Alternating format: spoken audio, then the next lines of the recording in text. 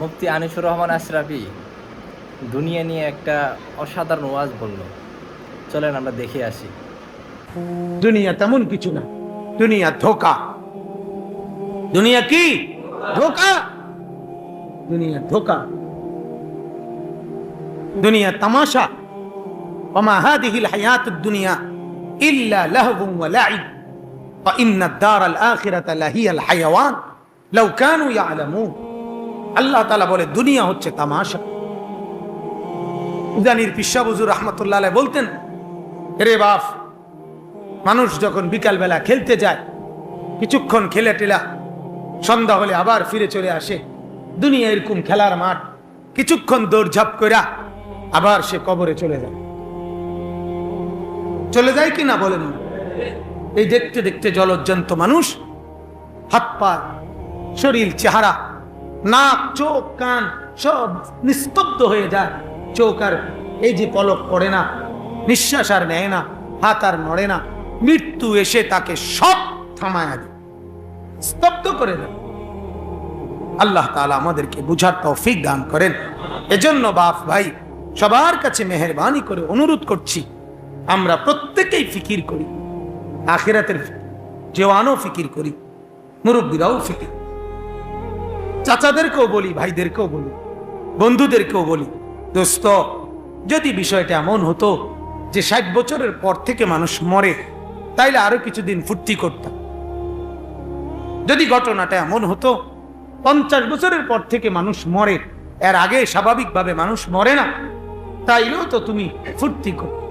কিন্তু পত্রিকার রিপোর্ট আমি নিজে পড়ছি, প্রতিদিন বাংলাদেশে গড়ে 6 জন মোটর সাইকেলে আরোহী অ্যাক্সিডেন্ট করে মারা যায়। তার মধ্যে 6 জনের মধ্যে 6 জনই কিশোর, তরুণ, যুবক, চ্যাংরা ফোলাফাই, মনে যেন পাগলা ঘোড়া ছাড়ে। এটা যে রাস্তা, এখানে যে ট্রাক আছে, ডিস্ট্রিক্ট আছে, লরি আছে, কাভার্ড ভ্যান আছে, বাস আছে, সিএনজি আছে, অটো আছে, এই বেটা, এই ছেলেটা, এই অপদার্থ এটা কিছুই ভাবে না। এতে মনে করে তারার বাড়ির উড়ান, ফাঁ করে ছাড়ে, ঠাস করে গিয়েই কাভার্ড ভ্যানের তলে, ডিস্ট্রিক্টের তলে। আস্তাগফিরুল্লাহ। এভাবে নিজের জীবন নিজে দিয়ে দেওয়া, নিজের পাও নিজে ভাঙ্গে দেওয়া, এর চাইতে বড় বোকামি আর কি হইতে পারে ভাই? এই জন্য ভাইয়া, সবার কাছে অনুরোধ, জওয়ান বন্ধুরা, সবার কাছে বলি, বাবা, কোনো নিশ্চয়তা নাই যে আপনি বুড়ো হবেন। চাচা যান বুড়ো হয়েছে দেখা, এই চাচা বুড়া হয়েছে দেখা আমি আর তুমিও বুড়া হব, তার কোনো নিশ্চয়তা নাই। মানুষ বুড়া হয়, কিন্তু আমি যে বুড়া হব তার কোনো কি নাই, নিশ্চয়তা আছেনি? কথা কর না। প্রত্যেক মানুষই বুড়ো হয়, ব্যাপারটা এমন। প্রত্যেক বাচ্চাই কি যুবক হয়? না। 3 বছরের বাচ্চা মরে না, 3 মাসের বাচ্চা মরে না, 3 দিনের বাচ্চা মরে না, পেটের মধ্যেই বাচ্চা মরে না। তাইলে অতএব দয়া করে প্রত্যেকের কাছে অনুরোধ, ভাইয়া, মৃত্যু আমার তোমার একেবারে গর্দানের পাশে সারাক্ষণ ওত পেতে আছে, সাপের ফণার মতো আমার পাশে নিয়ে মৃত্যু চলছে। যার কারণে আমরা অ্যাক্সিডেন্ট দেখলে ভীত হই, যার কারণে কুকুর দেখলে ভীত হই, যার কারণে সাপ দেখলে ভীত হই, যার কারণে সামান্য থেকে সামান্য কিছুতে আমরা আটকে উঠি, লাফ দিয়ে উঠি। কেন? মৃত্যু যে আমাদের সাথে, মৃত্যু যে আমাদের সাথে, মৌত যে আমাদেরকে সারাক্ষণ তাড়ায় বেড়ায়, কবর যে প্রতিদিন আমাদেরকে ডাকে, প্রতিদিন কবর, প্রত্যেক মানুষের কবর যেখানে, তার সেই কবর তাকে প্রতিদিন ডাক দেয়, আনা বাইতুদ দুধ। প্রতিদিন আমার কবর আমাকে বলে, আনিস, সাবধানে আইসো, আমি কিন্তু পোকামাকড়ের ঘর।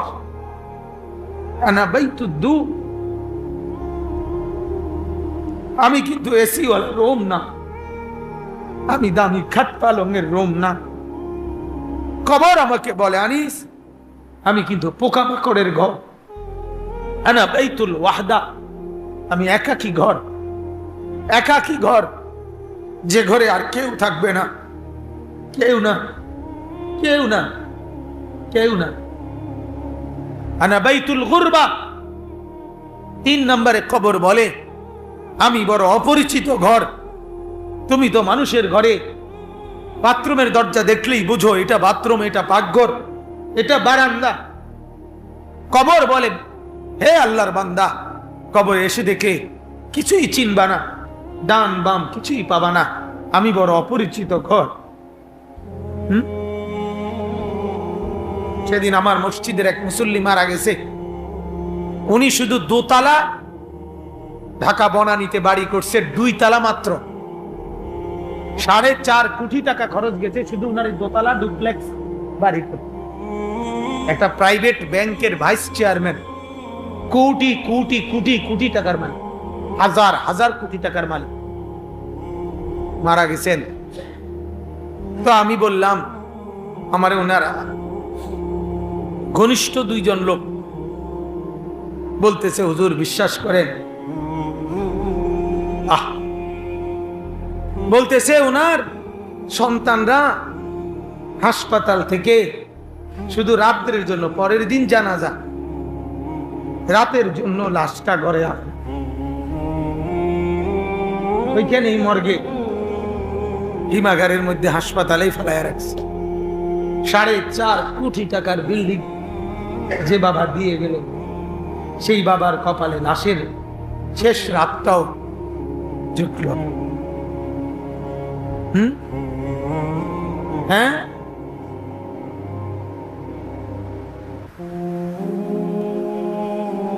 বলেন না বা মিথ্যা কথা বলে জমি 10 শতক মিলাই দিছেন,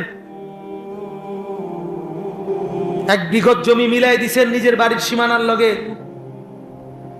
আপন ভাইয়ের জমি, চাচার জমি, ভাতিজার জমি, চাচতো ভাইয়ের জমি, কি মিলাই দিছেন? ফুতেরে মিলাই দিলেন, জাহান্নাম খরিদ করে নিলেন। আল্লাহ নবী সাল্লাল্লাহু আলাইহি ওয়াসাল্লাম বলেন, মান আখাযা শিবরাম মিনাল আরদ, আল্লাহ নবী বলেন যে 1 বিঘত, শিবরাম মিনাল আরদ, 1 বিঘত জমি যে কারো জুলমান, জুলুম করে নিয়ে নিল নিজের মধ্যে, আল্লাহ রাসূল বলে তাওয়াক্কাহুল্লাহ, আল্লাহ তাআলা কিয়ামতের দিন ইয়াউমাল কিয়ামাতে 7 আরদিন, 7 তবক জমিনের মাটি কিয়ামতের দিন তার কাঁধে তুলে দিবে।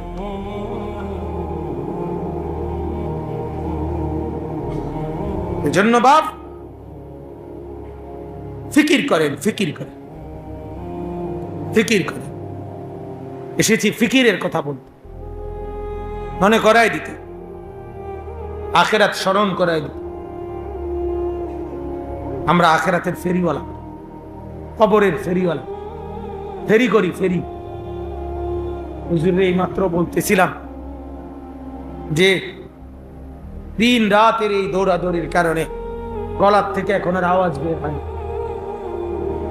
ঢাকা কুমিল্লা মিলাই অনেক চিকিৎসা করছে, কাম হইতেছে না। এখন ভিসা লাগাইছি, গতকালকে ভিসা হাতে পাইছি, ইন্ডিয়ার ভিসা। ইন্ডিয়া যাব, দিল্লি আশা করতেছি চিকিৎসার জন্য। এই যে শুরু করছি, দেখলেন না যে বলে আওয়াজ আসে, কি করব? আমার ভাই শুধুমাত্র এই কথা বলা যে আখিরাত মনে করাই দিতে আসছি। আমাদের ঘরের ছেলে মেয়েরা আখিরাত ভুলে গেছে। আপনারা দিব্যি তাকায় দেখতেছেন, আপনাদের চোখের সামনে আপনার ছেলেটা একটা সেজদা দেয় না, মেয়েটা সেজদা দেয় না, পর্দা করে না, বিবি পর্দা করে, আর আপনারা এদেরকে নিয়ে রাত কাটাইতেছেন, মেনে নিচ্ছেন। হায় হায় হায় হায়। যার বিবি নামাজ পড়ে না তার ঘুম আসে কেমনে? যার ছেলে নামাজ পড়ে না, মেয়ে নামাজ পড়ে না, ওই মা ওই বাবার চোখে ঘুম আসে কেমনে? হযরতে ওয়াসিলা ইবনুল আসকা, নবীজি সাল্লাল্লাহু আলাইহি সাল্লামের একজন সাহাবীর নাম ওয়াসিলা। উনি মিশরে থাকতেন। নবীজির ইন্তেকালের কিছুদিন পর একদিন ওনার ছেলেকে রোম দেশে, ইটালি, খ্রিস্টান সৈন্যরা বন্দী করে ফেলছে যুদ্ধে। যখন এই খবর মিশরে আসছে এই সাহাবীর কাছে, ওনার ছেলে, আপনার ছেলেকে রোমের খ্রিস্টান বাহিনী বন্দী করছে, কারাগারে আটকায় রাখছে। আমরা নিজে কিতাবে পড়ছি, হায়াতুস সাহাবা কিতাবে আছে। এই সাহাবী প্রথম চিৎকার করে বলছে, আল্লাহ, তাইলে আমার ছেলে 5 ওয়াক্ত নামাজ পড়বে কিভাবে? প্রথম কথাই ওনার প্রথম ফিকির, যদি কাফেরের জেলখানায় বন্দী থাকে অন্ধকারে, আমার ছেলে আজান তো শুনবে না, নামাজের ওয়াক্ত পাবে না, নামাজ পড়বে কেন? ওই কিতাব স্পষ্ট আছে, ওই সাহাবী 5 ওয়াক্ত নামাজের সময় মিশর থেকে হাজার হাজার মাইল দূরে ইটালি, রোম, সেখানের দিকে তাকিয়ে তিনি নিজেই বলতেন, ইয়া বুনাইয়া কদ হানা ওয়াক্তা সালাতিল ইশা, হে আমার ছেলে, এশার নামাজের ওয়াক্ত হইছে, কুম সাল্লি, দাঁড়িয়ে নামাজ পড়ো। তখন ছেলে বলছে, বাবা খোদার কসম, প্রত্যেকটা আওয়াজ 5 ওয়াক্তই আমি আমার নিজ কানে শুনছি। আল্লাহ তাআলা আওয়াজ পৌঁছায় দিছে। বাবার পেরেশান।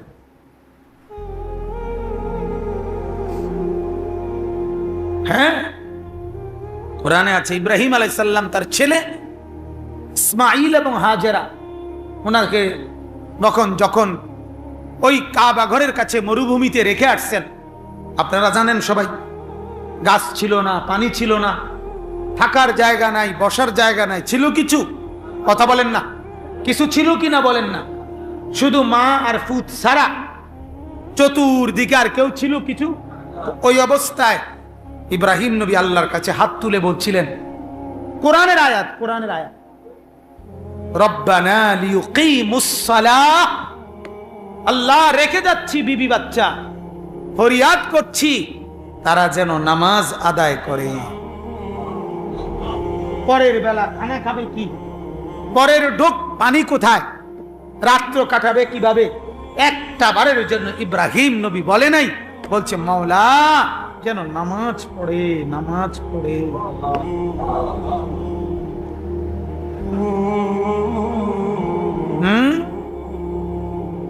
কি সংসার করতেছেন মিয়া? সোফার নাম সংসার? হ্যাঁ, খাটের নাম সংসার, ইট বালু আর সিমেন্টের নাম সংসার। কেমনে বুঝলেন মুসলমান? এই বাবারা, এত বোকা কেমনে হইলেন? এত ভোলা কেমনে ভুলে গেলেন? আল্লাহকে এভাবে ভুলে গেলেন? মুহাম্মদুর রাসূলুল্লাহ সাল্লাল্লাহু আলাইহি সাল্লামের 23 বছরের মেহনত এভাবে ভুলে গেলেন? সাহাবায়ে কেরামের 100 বছরের মেহনত এভাবে ভুলে গেলেন? এভাবে ফিকির একটাই, ফুত, পড়ালেখা করো আর না করো, নামাজ পড়ো আর না পড়ো, বিদেশ করো, কথা শেষ। পয়সা কামাও, টাকা দাও, জমি কিনবো, বিল্ডিং করবো, আপেল খাবো, মালটা খাবো, পেঁয়াজু খামু, আলুর চপ খাবো, বিড়ি খামু, সিগারেট খামু, সাধু আনে গপ মারমু, রঙিন টেলিভিশন দেখমু। সোজা হিসাব। এবার তুমি খারাইয়া মতো না বইয়া মতো না আইটা আইটা মতো না বিস্তাপ মতো, এত তানের আমার দরকার না, আমার টাকা দরকার। কথা বোঝেন নাই? নাইলে মুসলমান বাপ সুদে টাকা লইয়া ফুট বিদেশ পাঠায় কেমনে? আমারে কর হুজুর, আমনে জিগা উত্তর দিতে বলে। আপনার লজ্জা লাগলো না? শরম লাগলো না? আখিরাত ভুলে গেলেন? কবর ভুলে গেলেন? 3.5 হাত মাটির নিচের কবর ভুলে গেলেন? আপনাদের এলাকায় কবরস্থান নাই? আপনাদের ইউনিয়নে কবরস্থান নাই? সেখানে মানুষ মরে না? সেখানে মানুষ কবরে যায় না? তো আপনি কি দিয়ে যাচ্ছেন? আরে মিয়া বলেন না কেন মিয়া? কেমনে বললে বুঝবেন? কতবার বললে বুঝবেন? কিভাবে বললে বুঝবেন? কিভাবে বললে বুঝবেন? আহা, আমার অস্থিরতার কোনো শেষ নাই, আমার পেরেশানির কোনো শেষ নাই। আমি বুঝি না মাঝে মাঝে কি বললে আল্লাহর বান্দারা বুঝবে। কি পায়ে ধরলে বুঝতো, না জড়ায় ধরলে বুঝতো, না হাতে ধরলে বুঝবে? যুবক বাবারা, মারা, বোনেরা, মহিলাদেরকে পুরি নিজ নিজ সিদ্ধান্তের উপরে ছেড়ে দিছে। আমারে মাফ করবেন, আমারে মাফ করেন, শুধু আবেগের জন্য বলতে ছেড়ে দিছেন। স্বামী যাদের বিদেশ, ওই মহিলাদের কোনো বন্ধনে নাই, কোনো নিয়ম কানুন নাই, কোনো ডান বাম নাই। বেটির যা মন চাতা, সকালেও বাজারে যাইতে মন চলে যাবে, দুপুরেও বিকালেও শনিবারেও রবিবারেও সোমবারেও, কেউ বলার নাই। কি গো কই যাও, প্রতিদিন কই যাও, কিতা কিনতা যাও, কতক্ষণ বাজারে আসিলা, এত কথা কার লগে কইলা, এত এমবি কই ঢুকাও, এত মোবাইল কোনানে কথা কও। কারো খবর। পয়সা কামায় সবাই, টাকা রোজগার করে সবাই, টাকা রোজগার কি করবে? দামি সোফা, দামি খাট, দামি ফার্নিচার, ওয়াল শোকেস, এসি, ফ্রিজ, এই তো pressure cooker, rice cooker, washing machine, এগুলো কিনবে। কিন্তু ছেলের নামাজ, মেয়ের নামাজ, স্ত্রীর পর্দা, কথা বলেন না কেন? এগুলো ঠিক করবে কে চাচা? আরেকজন। গদ্দুয়ার আমি করে দিয়ে যাই, আর নামাজ রোজার সাজায় দেওয়া আরেকজনে করবে। এই জন্য আমি অনুরোধ করলাম, এতগুলো কথা বলা, কাউরে লজ্জা দেওয়া, কষ্ট দেওয়া, বা শুধুমাত্র দেশি কিংবা বিদেশি এটা বলার উদ্দেশ্য, উদাহরণস্বরূপ বলছি, নির্দিষ্ট কাউকে লজ্জা দেওয়া যে না বিদেশিকে ছোট করছি, দেশিকে বড় করছি, খোদার কসম এটা না, বুঝানোর জন্য বলতেছি। বেচারা আমার চোখে দেখা, আমি কতবার যে দেখছি প্রবাসীদেরকে ছোট্ট একটা রোমে বিদেশে, আপনার আমাদের দেশীয়রা ভাইরা কদ্দুর রোমে, বিল্ডিং এর নিচ তলায়, সিঁড়ির তলে, আন্ডারগ্রাউন্ডে, কদ্দুর জায়গার মধ্যে 12 জন 16 জন 20 জনে আপনার ফ্লোরের মধ্যে ঘুমায়, নিজেরা রাইন্দা খায়, নিজেরা কাপড় চোপড় ধোয়, নিজেরাই আপনার বাজার সাথ তরকারি টরকারি কুট্টা কাইটা রাইন্দা বাইরা কষ্ট করে দুগা খায়, আবার ঘুম থেকে চোখ ডলতে ডলতেই আবার ডিউটিতে দৌড়ায়। এত কষ্ট টাটকা রোদের মধ্যে দাঁড়ায় থাকে, এই টাটকা রোদ্রের রক্ত পানি করা, কলজা পানি করা, ঘাম ঝরানো এই টাকা, এগুলা পাঠায় বিদেশে, বুক বান্ধা নিজে থাকে, কষ্ট করে খায় দেয় সামান্য কিছু। আমার এক বিদেশি একজন বলছিল, কয় হুজুর কোন লোক আসতে যাইতে যদি ফাস্ট ফুডের কদ্দুর আলবাই, ওই যে মুরগির কিতা, এটা যদি কদ্দুর দেয় তো ওই দিন আর রান্ধি না, এটাই খাইয়া টাইয়া শুইয়া লাই, এভাবে চালাইয়া টাকাগুলো বুকে জমাইয়া তারপরে বাড়িতে পাঠাই। সেই টাকাগুলো বিবি মহিলা বাজারে বাজারে খরচ কইরা অনর্থক অপাত্রে নষ্ট করে, আর ছেলে আর মেয়ে মোবাইলের এমবি ঢুকাইয়া উলঙ্গ ছবি দেখে, নাচ দেখে, গান দেখে, গেমস খেলে, ফুর্তি করে, আর ওই বেচারার বুক মাটির সাথে লাগিয়া গেছে।